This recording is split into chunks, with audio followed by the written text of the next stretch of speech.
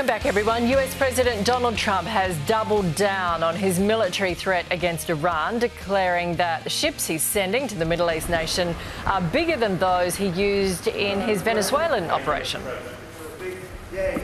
We have a large Armada, flotilla, you can call it whatever you want, heading toward Iran right now, even larger than what we had in Venezuela.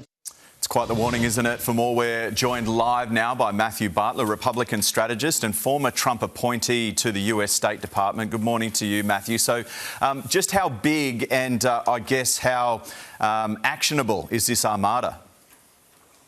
Yeah, good morning, Sunrise. And things are very, very brutally cold here in the U.S., but right now things are heating up in the Middle East with respect to Iran. A massive, as you just stated, military buildup in the Middle East in anticipation of potential strikes against the Iranian regime. It seems as if the president is prepared to take action, but would preferably engage in diplomatic talks. So things are very, very fluid right now, but certainly, again, heating up. So what are the chances that Iran will talk with him?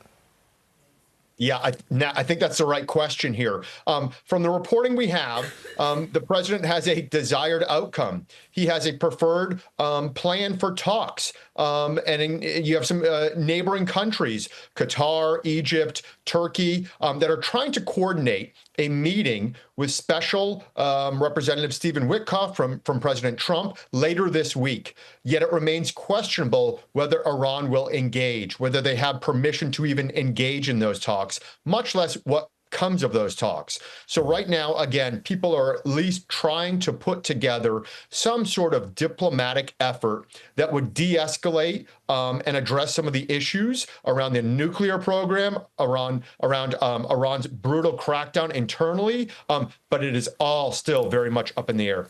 So if a deal can't be struck here, will the US attack Iran?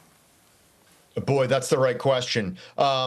If they do attack, what happens next? Who takes over in Iran? Does this escalate into a regional war? Iran has said we will retaliate and escalate, and I think there are people in the neighborhood, even Israel itself, that is concerned about how this regime may act out, even if the attacks are only on military outposts, as we saw in the previous 12-day war. So again, how do you address the issues? How do you not escalate? How do you take it seriously?